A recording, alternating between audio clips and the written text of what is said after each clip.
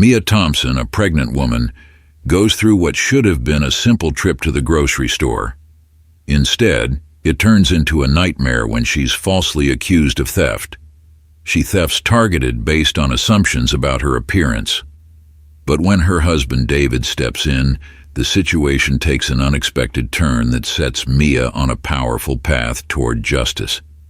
What happens when a personal battle becomes a public fight for dignity? How does Mia turn her pain into something much bigger than herself? You won't want to miss how this story unfolds. Subscribe to our channel and hit the notification bell so you don't miss out on the twists and turns of this story.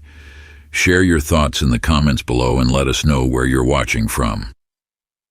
Mia Thompson sighed deeply as she sat in the parking lot outside her office building, her hands resting on her swollen belly. She had spent the entire day shifting in her office chair, trying to ease the constant discomfort of being 6 months pregnant. Her lower back ached, her feet throbbed from swelling, and despite her exhaustion, there were still errands to run. The sun was beginning its slow descent, painting the late afternoon sky in a warm golden hue, but the beauty of the scene outside her windshield did little to lift the weight Mia felt pressing on her chest. The digital clock on her dashboard blinked 6:12 p.m., reminding her that she had less than an hour to grab the groceries before heading home to cook dinner. Mia's job as a project manager was usually rewarding, but lately, her days had felt twice as long, and her energy reserves were rapidly depleting. Everything in her life had shifted since the pregnancy. What used to be a typical day at work now left her utterly drained, mentally and physically. She was constantly juggling responsibilities, work, home, preparing for the baby, and today had been no different. Back-to-back meetings, emails piling up, and a growing sense of exhaustion that settled deep in her bones. But her husband David would be home soon from his shift at the police precinct. He was always good at noticing when she was overwhelmed, telling her to put her feet up and rest while he took over cooking dinner. Mia smiled at the thought of him. His soothing voice was always full of love and concern. She cherished those moments when they would sit together in the evening, their future with their unborn daughter feeling so close, so real. Still, Mia wanted to have everything ready for when he got home tonight. She didn't want to add more onto his plate. He had his own stress to deal with at work. David worked long hours as a police lieutenant, and though he rarely talked about the details of his job, she knew the weight of it. So even on days like today, when she felt exhausted and overwhelmed, she pushed herself to handle things at home. With a groan, she adjusted her seatbelt over her belly, which had grown so much in the past few weeks that even the simplest movements felt like a chore. The baby kicked lightly, and Mia smiled softly, placing her hand over the spot. "Almost there, little one," she whispered. She checked her shopping list, which she'd scribbled in her phone's notes earlier in the day. It was a simple list: bread, some fresh vegetables, a carton of milk, but it still required her to make a stop. Mia had planned to go to her usual grocery store, the one near their neighborhood where she knew the aisles and prices by heart, but exhaustion had changed her plans. There was a store nearby, just a few blocks from her office, and though she rarely went there, it was more convenient. She knew the store catered to wealthier customers, with its upscale interior, organic produce, and prices that often made her wince. The people who shopped there lived in expensive homes, drove fancy cars, and dressed in a way that suggested they had no real concerns about grocery budgets. Every time Mia had gone there, she'd felt a little out of place. She and David were comfortable. They weren't struggling, but they didn't live in the world of trust funds and designer labels. Still, the upscale store was only 10 minutes away, and Mia didn't have the energy to make her usual trek across town to her preferred market. She reminded herself it was just a quick stop. She could be in and out in 15 minutes. She didn't need to overthink it. The clock blinked again, 6:15 p.m. The urgency in her chest grew as the seconds ticked by. She needed to get moving if she wanted to be home by the time David walked through the door. With determined breath, Mia started the car and pulled out of the parking lot, merging into light traffic.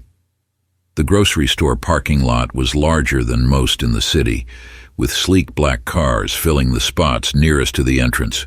Mia parked near the back, opting for one of the available spaces farther from the entrance, and slowly eased herself out of the car.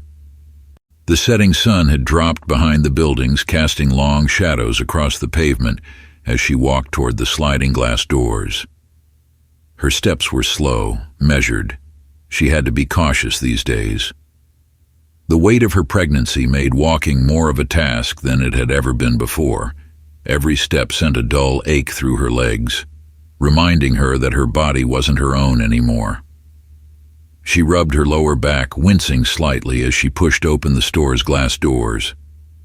The familiar blast of cool air from the store's ventilation system greeted her, and Mia sighed in relief. Inside, the store was sleek and modern, the lighting bright but soft, giving the aisles an inviting glow. As she stepped in, the smell of freshly baked bread wafted toward her, mixing with the faint scent of fresh flowers from a display near the entrance. For a moment, Mia felt at ease. She liked this part, the quiet of the grocery store, the soft hum of carts being pushed down the aisles, the gentle music playing overhead. It gave her a few moments to breathe, to focus on something simple and routine. But then she noticed it, the lingering stares. It wasn't obvious at first, just a subtle shift in the way people looked at her as she walked past. Shoppers glanced up from their carts, their eyes darting toward her before quickly turning away.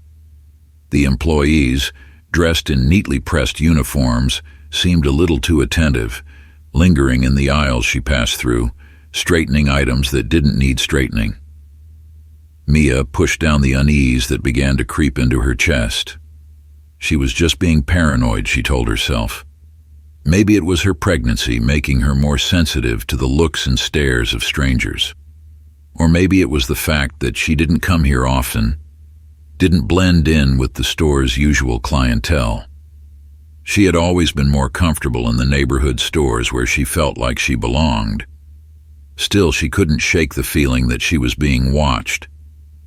As she made her way toward the produce section, she caught a glimpse of a security guard standing near the entrance. He was tall and broad, with a stiff posture that reminded her of a bouncer at a club.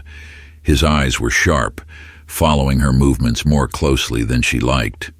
Mia kept her head down, focusing on her shopping list.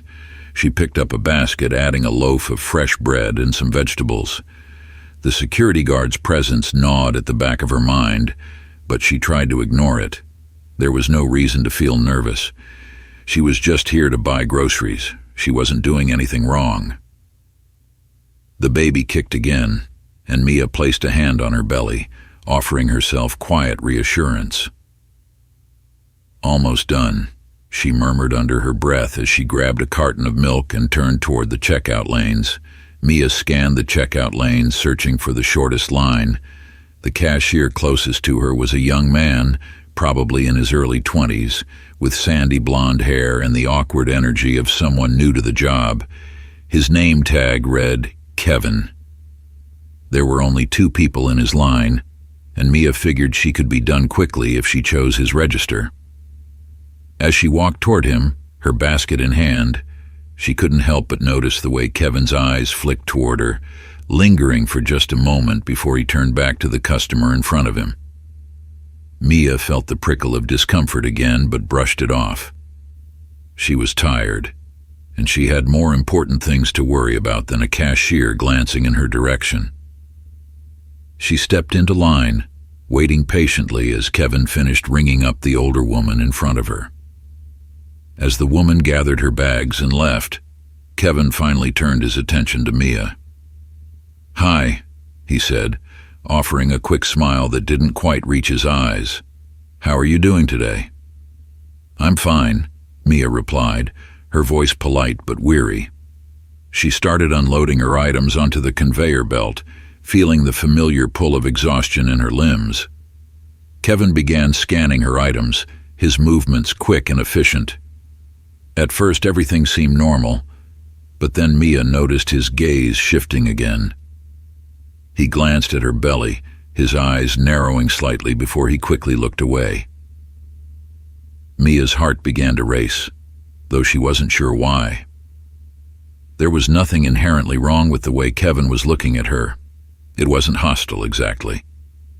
But there was something about it that made her feel uncomfortable, self-conscious. She swallowed the lump of anxiety forming in her throat, trying to focus on the sound of the items being scanned. But as the transaction progressed, Kevin's behavior became more deliberate, more calculating. His movements slowed, and his casual indifference gave way to something else, something more suspicious. He hesitated with the last item, his eyes flicking back to Mia's face, then down to her belly again. Mia's hand instinctively moved to rest on her stomach, her protective gesture as old as time itself. But the simple act of touching her belly seemed to intensify the scrutiny in Kevin's gaze. "Is everything okay?" Mia asked, her voice sharper than she intended. Kevin blinked, startled out of whatever he was thinking. "Yeah," he said quickly, his voice flat. "Just checking."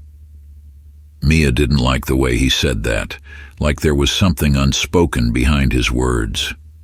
Her heart beat faster, her chest tightening as she realized that Kevin wasn't just scanning her groceries. He was scanning her, judging her.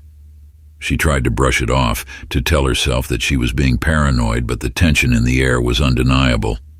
It hung between them, thick and uncomfortable, like a storm cloud about to break. When Kevin finished scanning her items, he paused for a moment, his hand hovering over the register. He glanced up again, meeting Mia's eyes with a look that sent a chill down her spine. It wasn't the look of someone finishing a routine transaction. It was the look of someone who believed they'd found something suspicious. "Can you wait here for a moment?" Kevin asked suddenly, not giving her a chance to respond before he stepped away from the register and walked toward a group of employees nearby. Mia's heart sank. She watched as Kevin whispered something to another employee, a tall man with graying hair and a stern expression. The man nodded, then turned and started walking toward her, his eyes locking onto her as he approached. Mia stood frozen, her mind racing. What was going on? Why were they acting like this? The man stopped in front of her, his arms crossed over his chest. His name tag read Greg, and everything about his posture screamed authority. "Is there a problem?" Mia asked, her voice shaky but defiant. Greg glanced at her cart, then back at her. "Ma'am," he began, his tone cold and formal, "we've had a few incidents of theft recently. Just as a precaution, we'd like to ask you a few questions." Mia's heart pounded in her chest. Theft? They thought she was stealing. Her hands tightened around the handle of her cart, her mind struggling to make sense of the accusation. "I haven't stolen anything," Mia said, her voice growing louder as a wave of disbelief washed over her. "I'm just here to buy groceries." Greg's eyes flickered down to her belly, and that's when it hit her. They didn't just think she was stealing, they thought she was hiding something under her clothes. The absurdity of it left her momentarily speechless. They thought her pregnancy was a disguise. Mia's mind reeled as she tried to process what was happening. Greg, the store manager, was standing in front of her, his arms crossed tightly over his chest, looking her over with that same cold, appraising gaze. The realization that they thought she was stealing, using her pregnancy as a disguise, felt like a punch to the gut. "This is ridiculous," Mia said, her voice firmer now as she tried to keep her rising anger in check. "I haven't stolen anything. I'm pregnant, not hiding merchandise." Greg didn't flinch. His expression remained impassive, as if her words meant nothing. "Ma'am, we've had multiple incidents of theft recently, and we can't afford to take any chances. We need to verify that you aren't concealing any items before you leave the store." Mia's breath caught in her throat. The absurdity of the situation was overwhelming. Her first instinct was to scream at them, to demand that they stop treating her like a criminal, but she knew that wouldn't help. She could feel eyes on her, other customers, employees all watching, some of them whispering, some of them filming the scene with their phones. Her heart raced as she glanced around. She could feel the pressure of their judgment bearing down on her, the humiliation creeping up her neck like a slow burn. She wasn't just being accused of theft. She was being accused in front of an audience, as if her guilt had already been decided by the crowd of strangers gathered around. "I'm not going to let you search me," Mia said, her voice trembling but steady. She stood her ground, refusing to let them take away her dignity. "I've done nothing wrong." Greg exchanged a glance with John, the security guard who had been lurking nearby, his presence adding to the weight of the situation. John stepped forward now, his posture rigid, his eyes hard and unyielding. "Ma'am," John said, his tone direct and menacing, "if you don't cooperate, we'll have no choice but to call the police." Mia's pulse quickened. The police? Over what? She hadn't stolen anything, and yet here she was, being treated like a suspect, like a criminal, because they couldn't believe a black woman like her could walk into this store and shop like everyone else. Her mind flashed to David, her husband. David, with his calm authority, would know what to do. He always knew how to diffuse situations, how to stand up for what was right, without letting his emotions get the better of him. But David wasn't here, and Mia didn't want to drag him into this mess, not now, not when the baby was coming soon. She didn't want to add more stress to his already heavy workload, but she didn't know what to do. She felt trapped, her body tensing with a mix of fear and rage as John's looming presence became more threatening. "I don't need to be searched," Mia insisted, her voice louder now, but shaky, as she fought to keep her emotions in check. "I'm just here to buy groceries. You don't have any proof. I haven't done anything wrong." John stepped closer, his eyes narrowing. "We don't need proof to detain you, ma'am," he said, his tone cold and authoritative. "If there's reasonable suspicion of theft, we have every right to hold you until the police arrive." Mia's chest tightened. Reasonable suspicion? What made her suspicious? Was it her skin color, her pregnancy, the fact that she wasn't dressed like the other shoppers in their designer clothes and expensive shoes? Tears pricked at the corners of her eyes, but she refused to let them fall. She wouldn't cry in front of these people. She wouldn't let them see her break down. She took a deep breath, trying to regain control of her emotions. "I'm not going to let you do this," Mia said, her voice quieter now but still firm. "You can't just accuse me of stealing because of how I look." Greg's expression didn't change, but there was a flicker of impatience in his eyes. "Ma'am, we're not accusing you because of how you look," he said, though his tone suggested otherwise. "We're following store policy. If you don't cooperate, we'll be forced to take further action." Mia's blood boiled. How could they stand there pretending this wasn't about race, pretending they weren't treating her this way because she didn't fit into their idea of what a respectable shopper should look like? She glanced at the exit, calculating how quickly she could get out of the store without causing more of a scene. But before she could make a decision, John reached for his walkie-talkie, muttering something into it. The sight of the security guard preparing for escalation sent a jolt of panic through Mia's body. This wasn't going away. They weren't going to back down. The store's cold, fluorescent lights seemed to glare down at her, casting a harsh brightness over the scene as more and more shoppers gathered around to watch. Mia could feel their eyes on her, some curious, others judgmental, as the tension in the air thickened. It was as if she had become a spectacle, a public show for people to gossip about as they went about their day. She caught sight of a few phones pointed in her direction, recording the unfolding scene. Her heart sank as she realized this wasn't just going to end here. At this moment, this humiliation would be captured forever, preserved in pixels and shared on social media, out of her control. Mia shifted uncomfortably, her hand resting on her belly as if to shield herself and her unborn child from the weight of the world pressing down on her. She wasn't sure how much more of this she could take. The baby kicked again, a gentle reminder of life growing inside her, of the future she and David had been so excited for. But in this moment, that future felt so far away, overshadowed by the fear and anger churning inside her. "I haven't stolen anything," Mia repeated, her voice firmer now despite the growing panic in her chest. "I don't deserve to be treated like this." But the onlookers, some whispering among themselves, others simply staring, seemed indifferent to her pleas. To them, she was already guilty, already another person they could dismiss, another headline in the making. Mia could feel the shame washing over her, her face burning with the realization that she was powerless to stop the tide of judgment. John's voice crackled through his walkie-talkie again, breaking the tense silence. "We're going to need assistance here," he muttered, his eyes never leaving Mia. Mia's breath hitched. Assistance?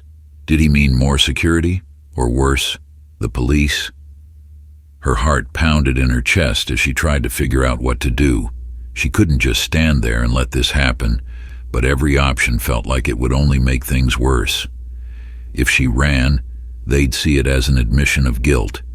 If she stayed, the police would arrive, and she'd be dragged into something far more humiliating, and possibly dangerous. The fear that had been simmering beneath the surface finally broke through, her pulse quickening as the walls seemed to close in around her. She glanced around, hoping, praying that someone in the crowd would come to her aid, that someone would step forward and say something. But all she saw were faces filled with indifference or mild curiosity. No one was going to help her. Mia's hands shook as she reached for her phone, the cold metal feeling foreign in her trembling grip. Her mind raced as she scrolled through her contacts, desperately searching for the name that could bring her the support she needed. David. She didn't want to do this. She had never wanted to be the kind of person who had to call her husband for help, who had to rely on him to fix things. But this was different. This was something she couldn't handle alone, and the situation was spiraling out of control faster than she could manage. Her thumb hovered over David's name for a moment, hesitation gnawing at her. She knew he was at work. She knew he was already dealing with so much. But she had no choice. She needed him. With a deep breath, she pressed the call button, her heart racing as the phone rang in her ear. Each ring felt like an eternity, the sound of her own heartbeat thundering louder with every passing second.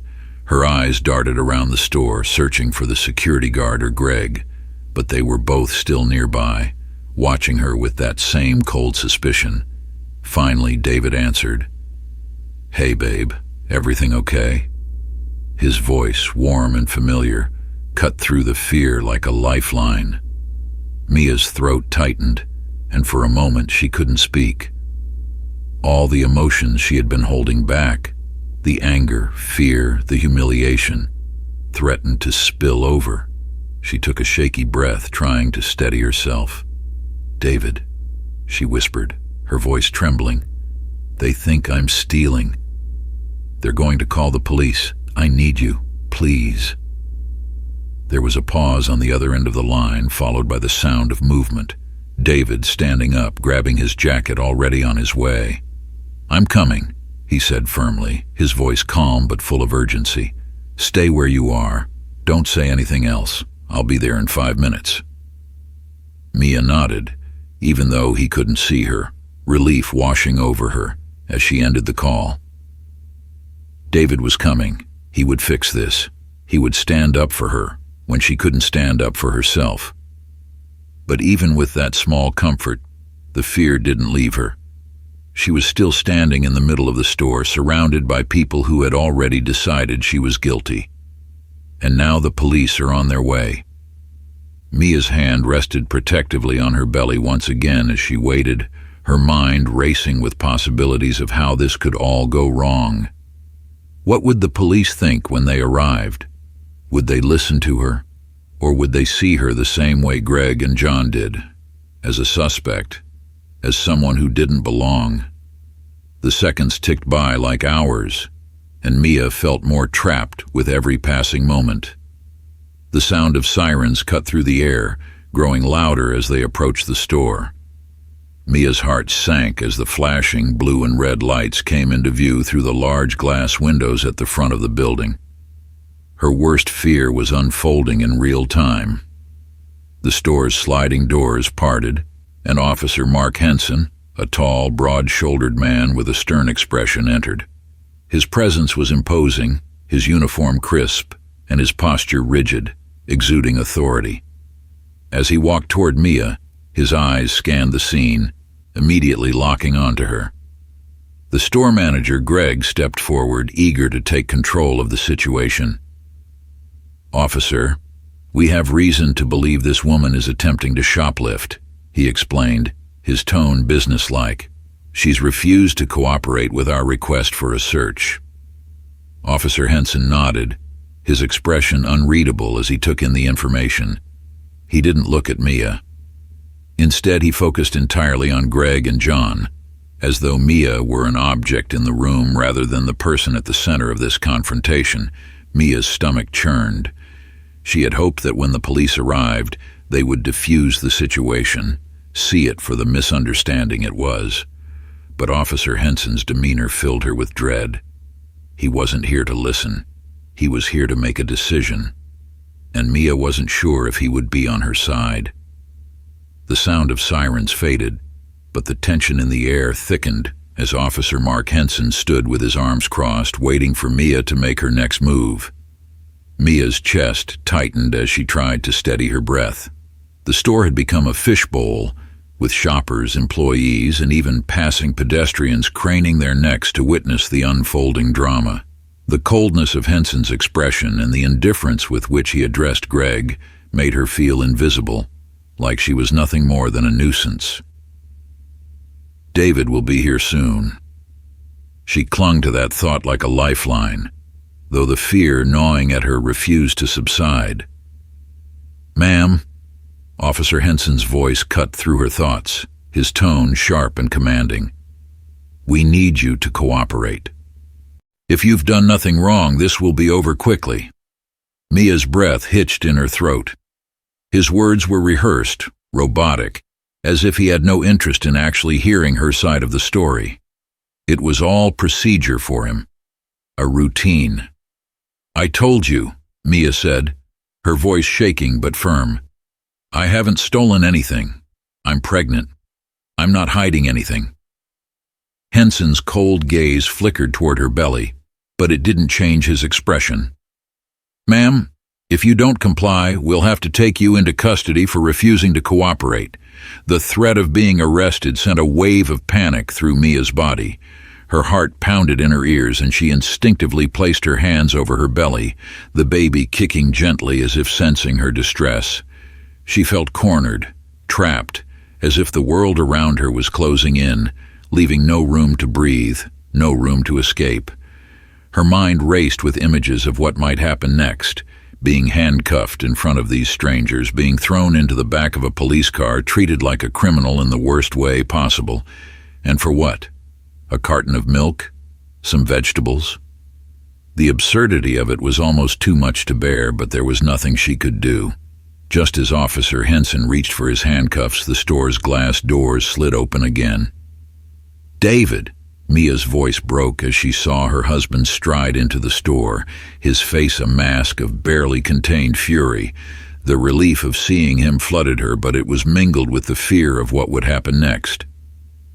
David Thompson moved with purpose, his police badge gleaming on his chest as he walked toward the group, his jaw clenched and his eyes locked onto Officer Henson.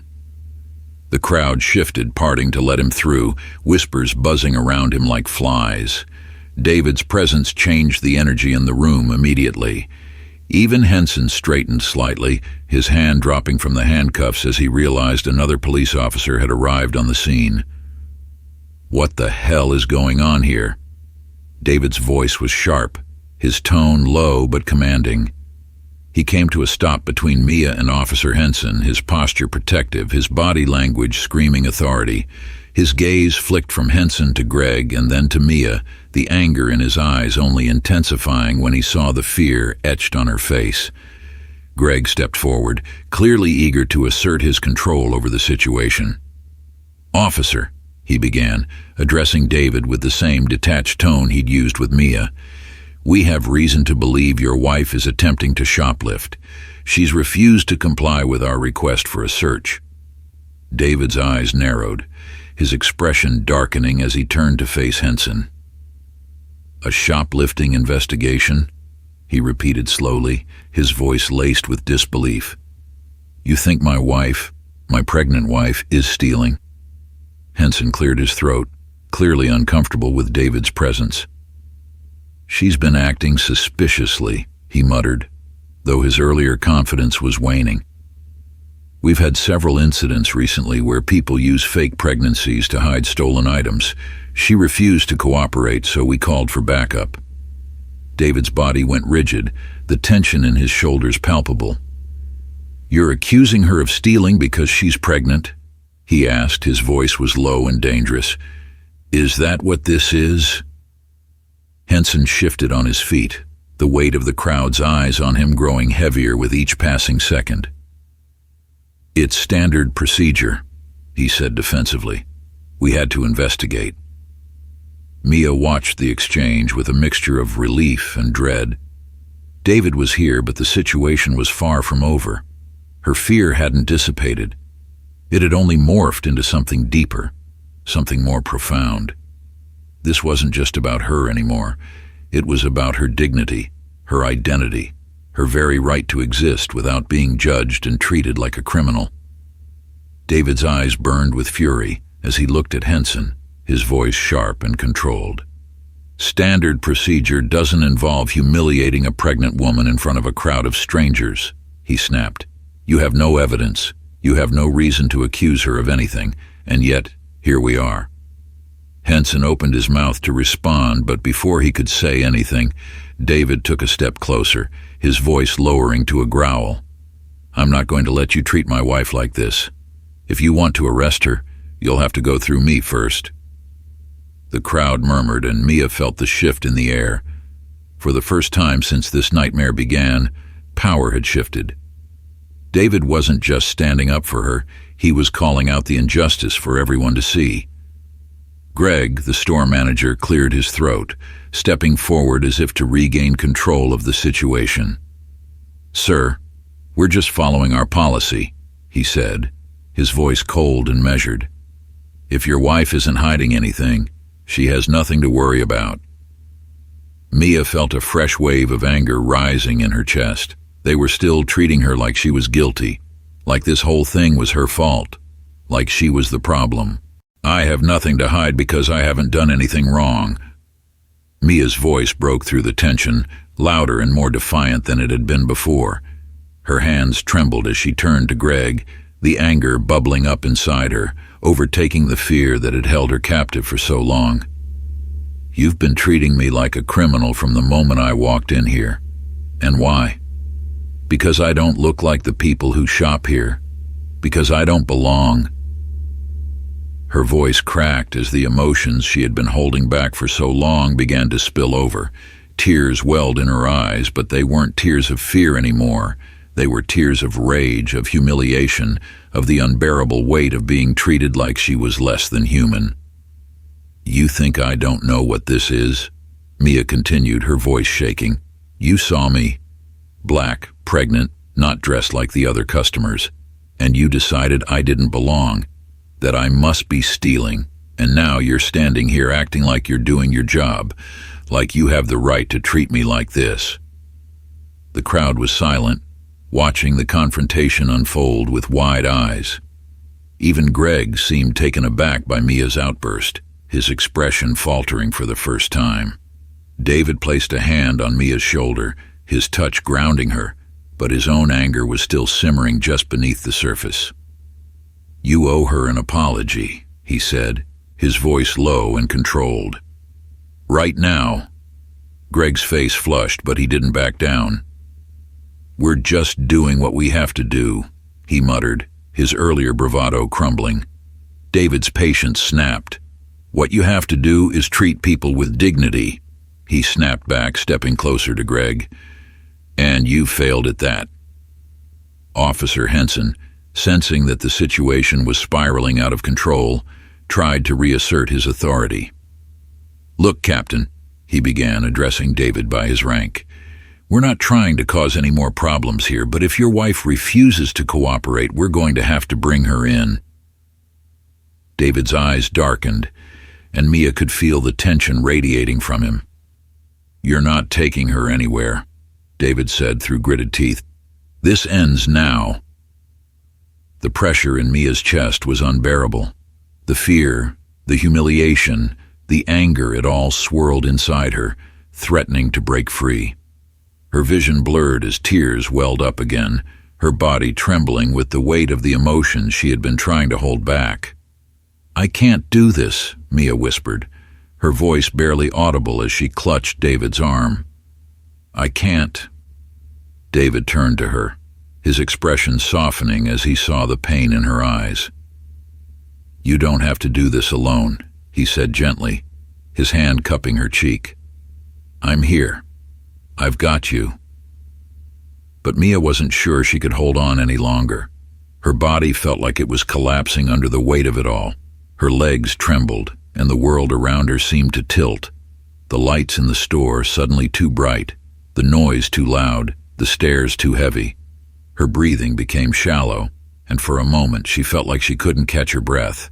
The walls of the store seemed to close in around her, the crowd blurring into a mass of faces that all looked the same, indifferent, judgmental, cold. The baby kicked again, harder this time, and Mia's hand flew to her belly as she gasped, her legs buckling beneath her. David caught her before she hit the ground, his arms wrapped around her as she collapsed against him, her body shaking with silent sobs. "I'm here," David whispered, his voice full of concern as he held her close. "I'm here. It's okay." But it wasn't okay. It would never be okay. For a moment, everything seemed to freeze. The world around them faded into the background as David held Mia in his arms, his hand gently rubbing her back as she tried to catch her breath.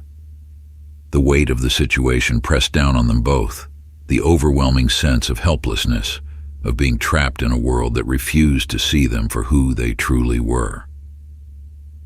Officer Henson and Greg exchanged uncertain glances, the earlier confidence they had displayed faltering in the face of Mia's breakdown. The crowd, too, had grown quieter, the buzz of whispers dying down as people realized they were no longer witnessing a spectacle. They were witnessing someone's pain, someone's humanity. After what felt like an eternity, Officer Henson cleared his throat, stepping forward again. "We don't need to escalate this further," he said, his tone more measured now. "Let's all calm down and figure this out." David's eyes flashed with anger, but he didn't speak. He held Mia tighter, his own emotions swirling inside him, but he knew he needed to stay calm. For her. Mia's breathing slowly steadied, her body still trembling as she leaned into David's chest. The weight of the day, the fear, the anger, the humiliation had finally caught up to her, and all she wanted to do was disappear, to escape from the eyes of the crowd, from the judgment, from everything. David gently lifted her to her feet, his hands never leaving her as he helped her stand. "We're leaving," he said firmly, his voice leaving no room for argument. Henson didn't stop them. He knew better now. Mia, her face still streaked with tears, allowed David to guide her toward the exit. The crowd parted for them, the whispers now hushed, as if the reality of what they had just witnessed had finally sunk in. As they stepped out into the cool evening air, Mia took a deep, shaky breath, the weight of the world still heavy on her shoulders. David wrapped his arm around her, his presence steady and grounding as they walked toward their car. The battle wasn't over. The pain, the humiliation, it would take time to heal. But in that moment, Mia knew one thing for certain. She wasn't alone. She had David, and together they would fight back. The silence of the car ride home was suffocating. Mia sat in the passenger seat, staring out the window, watching the city lights blur together as David drove. Her chest was heavy, still weighed down by the events of the day. Her mind kept replaying every humiliating second in the grocery store. Greg's cold stare, John's threatening posture, and Officer Henson's hand on the handcuffs, ready to take her into custody like a common criminal. The humiliation, the fear, it was all still so raw, but underneath that pain, something else was bubbling up inside her. Anger. She thought of the crowd of strangers who had stood there watching, doing nothing. She thought of the phones that had recorded her humiliation, the eyes that had judged her from the moment she walked into that store, and then she thought about all the people who had been through something similar, people who hadn't been lucky enough to have someone like David show up in time to protect them. Mia clenched her hands in her lap, her nails digging into her palms. She couldn't let them get away with it. She wouldn't. David's voice broke through her thoughts, soft and filled with concern. "How are you feeling?" he asked, his eyes flicking toward her, though his focus remained mostly on the road. Mia started to speak, but the words caught in her throat. She didn't know how to answer that question. She didn't feel okay. She felt raw, exposed, like her very humanity had been questioned.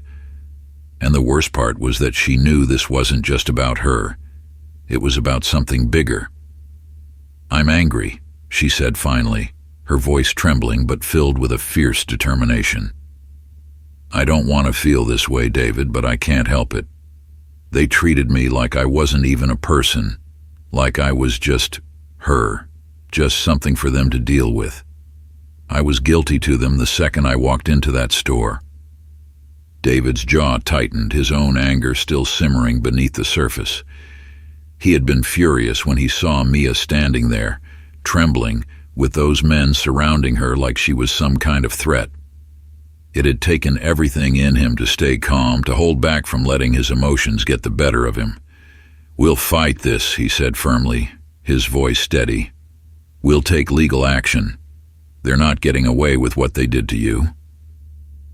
Mia turned to look at him, the tears she had fought so hard to hold back now threatening to spill over. "What if it happens again?" she whispered. "Not to me, but to someone else. What if there's no one there to stop it?" David reached for her hand, squeezing it gently. "Then we make sure it doesn't happen again," he said softly. "We'll do whatever it takes to make sure that store and people like Greg and John understand that they can't treat people like that." Mia nodded, her resolve hardening. She wasn't just doing this for herself anymore. She was doing it for everyone who had ever been treated like they didn't belong, like they weren't worthy of respect. And for her unborn child, for her daughter who would grow up in this world. The car pulled into their driveway, and Mia felt a small wave of relief wash over her as she saw the familiar outline of their home. It was a sanctuary, a place where she could breathe, where she didn't have to be on guard. But as they walked inside, the weight of what had happened still hung over her like a cloud, refusing to dissipate. The next morning, Mia sat at the kitchen table, her cup of tea growing cold in front of her as she stared at her phone. She had spent the better part of the night lying awake, thinking about what had happened, thinking about the next steps. David had been right. They needed to take action. But the thought of going back into that world, of reliving the humiliation, terrified her. David was already up, moving around the house as he prepared for another day at the precinct. He had made sure Mia had everything she needed before he left, but the look in his eyes told her that he would rather stay home, stay by her side, and fight this battle together. Mia's phone buzzed, snapping her out of her thoughts. She picked it up and saw a text from Lisa Carter, the civil rights attorney David had contacted the night before. They had heard about Lisa through a friend. She was known for taking on cases of racial profiling, and she had a reputation for being fierce in the courtroom. "Lisa, I'm ready to meet whenever you are. We need to make sure they pay for what they did." Mia stared at the text for a moment before replying. "Mia, I'm ready."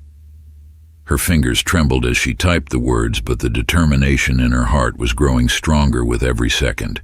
She wouldn't let what happened to her be swept under the rug. Not this time. Later that afternoon, Mia sat in Lisa Carter's office, the sunlight streaming through the large windows behind the attorney's desk. Lisa was a sharp, no-nonsense woman in her late 30s, with a quiet intensity that immediately put Mia at ease. She had a way of looking at people, her sharp blue eyes locking onto them as if she could see right through their words to the truth beneath. "I've seen cases like this before," Lisa said, leaning back in her chair as she flipped through the notes she had taken during their initial call. "Racial profiling, humiliation in public spaces. It's more common than you think.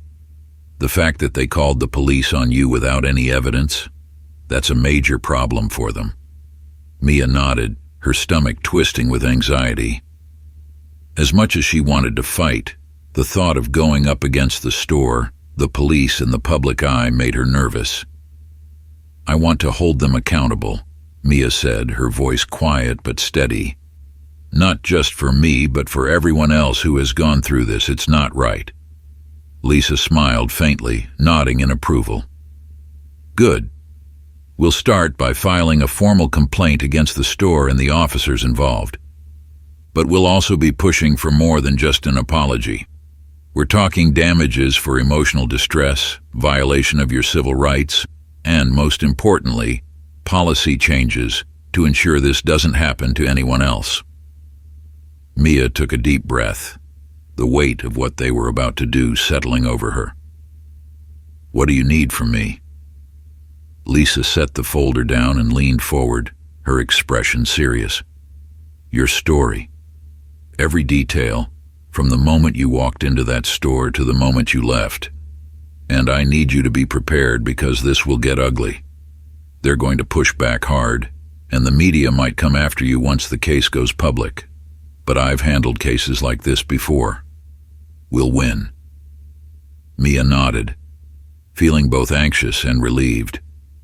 Having Lisa on her side made her feel like she had someone in her corner who wasn't just emotionally invested, but professionally determined to win.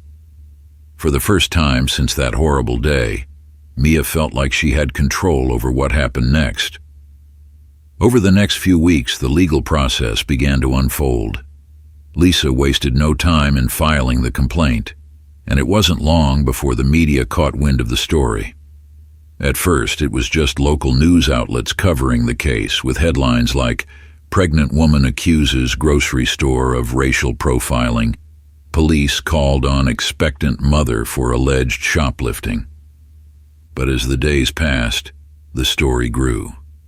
Mia's face was suddenly plastered across social media, with people sharing her story, debating it, and, most importantly, supporting her. David had warned her that the public attention might become overwhelming, but Mia hadn't been prepared for the sheer number of messages she received. Strangers reached out to her, sharing their own stories of racial profiling, thanking her for standing up and fighting back. Some people offered words of encouragement, while others sent messages filled with anger and frustration at the injustice she had faced. But there were also the trolls, people who took to social media to tear her down, accusing her of lying, of playing the victim for attention. Mia tried not to let those comments get to her, but they still stung. The idea that people could doubt her, that they could see the videos of her standing terrified in that store and still accuse her of making it up, made her feel even more vulnerable. David was always there to remind her that they were doing the right thing, that the support far outweighed the negativity. But still, the emotional toll was heavy. One evening, as Mia sat in their living room scrolling through her messages, David sat beside her, gently taking the phone from her hands. "You don't have to read those," he said softly, his eyes filled with concern. "You don't owe anyone anything, Mia. We know the truth. That's all that matters." Mia sighed, leaning her head on his shoulder. "I know, but I just have to stay strong. Like I have to keep showing people that I won't back down." David wrapped his arm around her, pulling her closer. "You are strong," he said gently, "but you're also human. It's okay to take a step back when you need to." Mia nodded, letting his words sink in. She knew he was right, but the pressure to keep fighting, to keep pushing forward, weighed heavily on her. This was bigger than just her now. It was about changing something deeper, something systemic. And that wasn't an easy fight to win. A month after filing the complaint, the store finally responded. It wasn't a public statement of accountability, but it was a step in the right direction. The regional manager, Carla Jennings, contacted Lisa, offering a private apology and a settlement in exchange for keeping the matter out of the courts. Mia and David sat across from Lisa in her office, listening as she explained the store's offer. "They're willing to pay damages," Lisa said, flipping through the paperwork. "But they want to avoid any further negative press. They're offering a settlement on the condition that we agree to drop the case and sign a non-disclosure agreement." David's jaw clenched, his frustration clear. "They think they can just pay us off and sweep this under the rug?" Lisa nodded grimly. "Exactly. But here's the thing, you don't have to take it. You can keep fighting, push for a public apology, and take this all the way to court. It's up to you." Mia sat in silence for a moment, her mind racing. The offer was tempting: financial security, a way to avoid the stress of a drawn-out legal battle. But at what cost? She thought about the people who had supported her, the strangers who had reached out to tell her that her fight gave them hope. She thought about her daughter growing inside her, and the world she wanted her to grow up in. "I don't want to settle," Mia said finally, her voice steady. "I want them to take responsibility. I want a public apology, and I want to make sure this never happens to anyone else." David smiled softly, pride evident in his eyes. "We'll keep fighting then." Lisa grinned, clearly pleased with Mia's decision. "Good, because I think we can win this." The pressure on the store continued to mount as more people rallied behind Mia's case. The media coverage grew, and soon the store had no choice but to issue a public apology. 2 weeks after Mia rejected the settlement, the store released a statement acknowledging their mistakes and promising to implement new training programs to prevent racial profiling in the future. They agreed to pay damages, and most importantly, they admitted fault. Mia watched the news that evening, her heart swelling with a mixture of relief and pride as the store's apology played on the screen. "We sincerely apologize to Mrs. Thompson and her family," the statement read. "We are committed to ensuring that our stores are places where all customers are treated with respect and dignity. We will be implementing mandatory training for all employees to prevent situations like this from happening in the future." Mia let out a long breath, feeling the weight of the battle slowly lift from her shoulders. It wasn't a perfect victory. It wouldn't erase the pain of what had happened, but it was a start, a step in the right direction. David sat beside her, wrapping his arm around her shoulders as they watched the news together. "You did it," he whispered, his voice filled with pride. Mia smiled, resting her head on his shoulder. "We did it," she corrected softly, and for the first time in weeks, Mia felt a sense of peace wash over her. The battle wasn't over, not by a long shot, but they had won this round, and together they would keep fighting for a better future. In the days following the store's public apology, Mia found herself grappling with a complex mix of emotions. On the surface, she had won. She had fought back against the injustice, forced the store to take accountability, and secured a public apology. But victory didn't erase the pain. It didn't undo the humiliation she had felt or the fear that had taken root deep in her chest that day in the grocery store. David was her constant source of strength, as he had been throughout the ordeal. Every night, as they sat together on the couch, he would wrap his arm around her, pull her close, and remind her that they had done the right thing. But even his warmth and comfort couldn't completely silence the lingering doubts and emotions swirling inside her.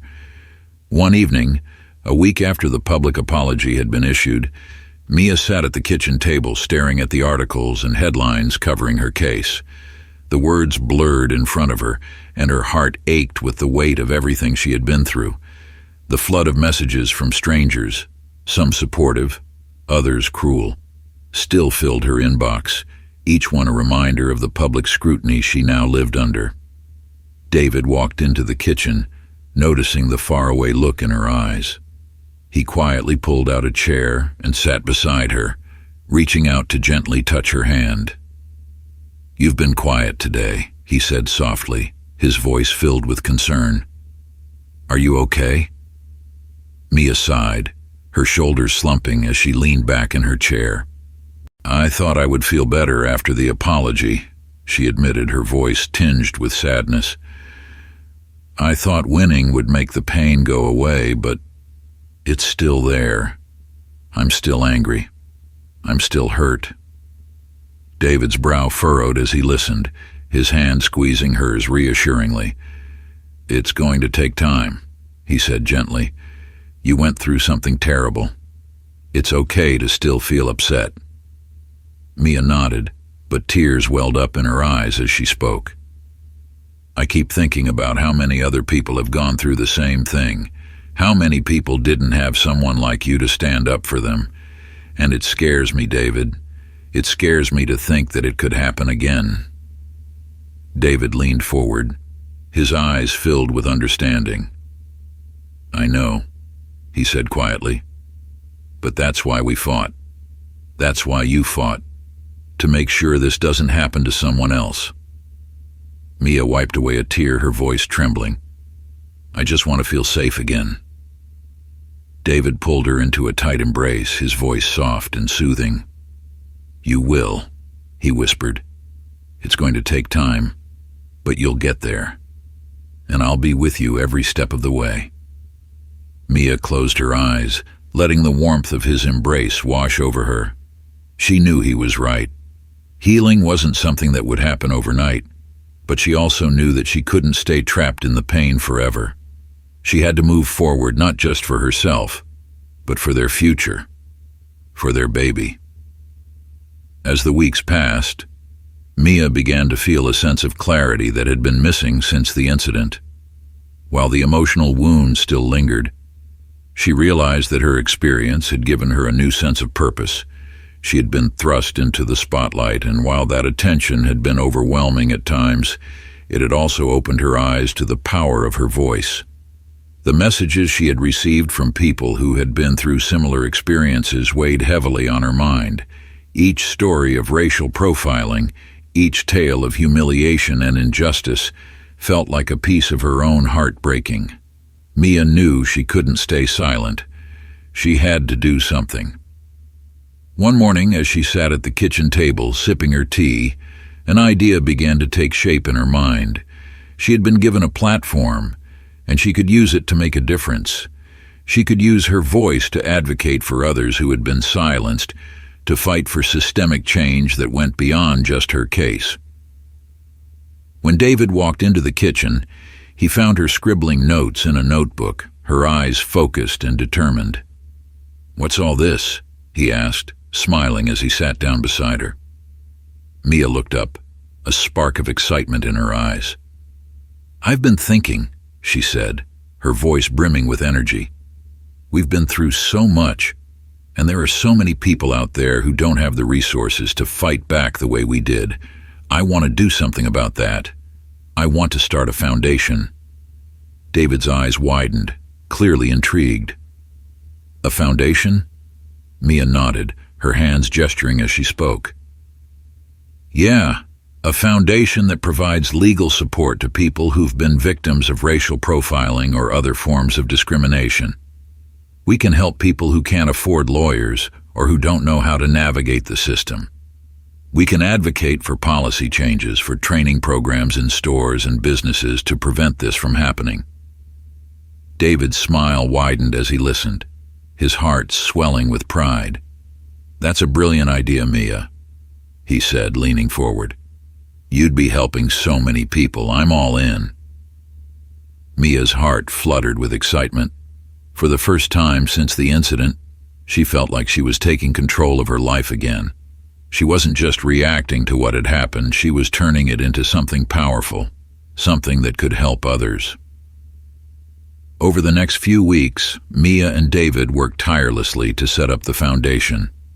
They reached out to lawyers, activists, and community leaders, building a network of support that would help them launch the Thompson Foundation for Justice.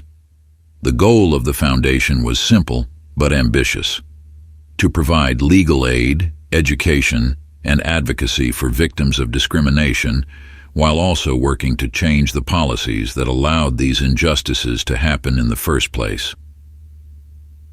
The process was slow at first, but with each new contact, each new meeting, Mia's resolve only grew stronger. She knew this wasn't just about her anymore, it was about something bigger, something that could make a lasting impact. 6 months later, Mia stood in front of a podium at the launch event for the Thompson Foundation for Justice.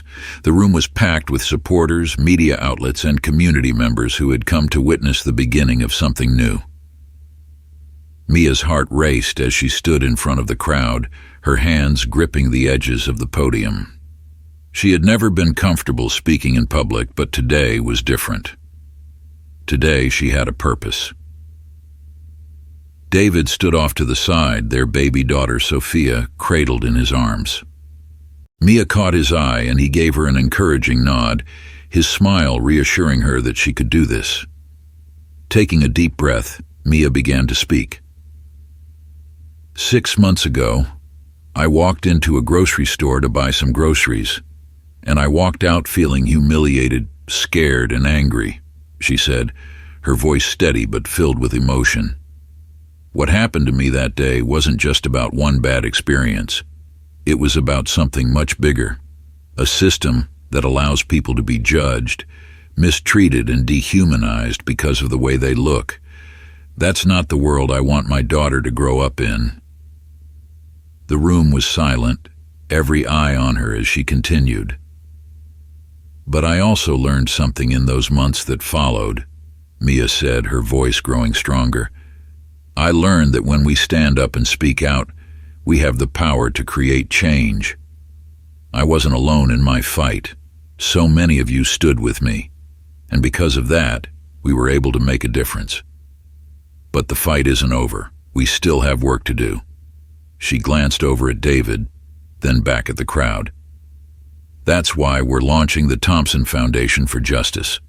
This foundation is dedicated to helping people who have been victims of racial profiling and discrimination, to making sure they have the legal support they need, and to advocating for policy changes that will prevent these injustices from happening in the future.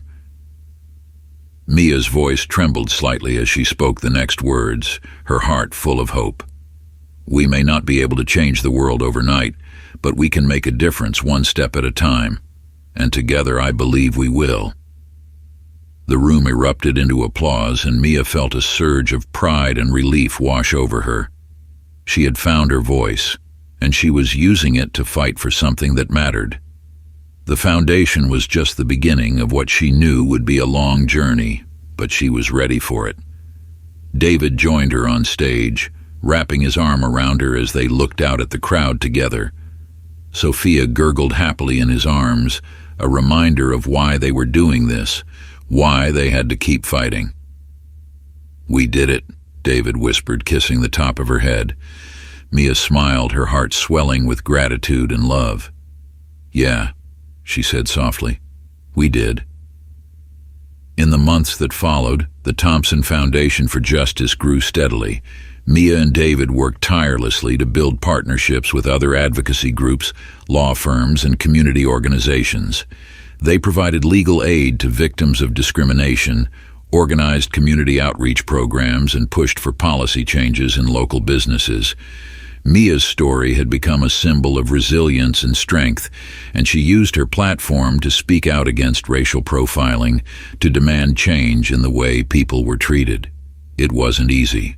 There were still days when the memories of what had happened weighed heavily on her, when the fear of being judged or humiliated again threatened to creep back into her heart. But Mia had learned how to push through that fear. She had learned how to turn her pain into purpose. One evening, as Mia and David sat on their porch, watching the sun set over the horizon, Mia felt a deep sense of peace wash over her. Sophia was asleep in her crib, and for the first time in what felt like years, Mia allowed herself to simply breathe. David reached over and took her hand, his touch gentle and grounding. "You've come a long way," he said quietly, his voice filled with pride. "We've come a long way." Mia smiled, leaning her head on his shoulder. "We still have a long way to go," she said softly, but there was no trace of fear in her voice, only determination. David nodded, his eyes scanning the sky as the last rays of sunlight dipped below the horizon.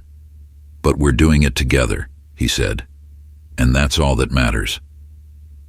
Mia closed her eyes, letting the warmth of the moment wash over her. The battle wasn't over. There would always be more work to do, more injustices to fight, more lives to touch. But for now, she was content to sit here, beside the man she loved, knowing that they were building a better future. Not just for themselves, but for Sophia, for the next generation, and for everyone who had ever been made to feel like they didn't belong. Together, they would keep fighting, and together, they would win. Thank you for reading Mia's powerful journey toward justice and resilience. If you were inspired by this story and want to hear more stories about courage, strength, and the fight for what's right, don't forget to subscribe to our channel. Make sure to click the notification bell so you never miss a new story. We'd love to hear your thoughts, so be sure to leave a comment and let us know where you're watching from. Stay tuned for more uplifting, thought-provoking stories that remind us all of the strength within.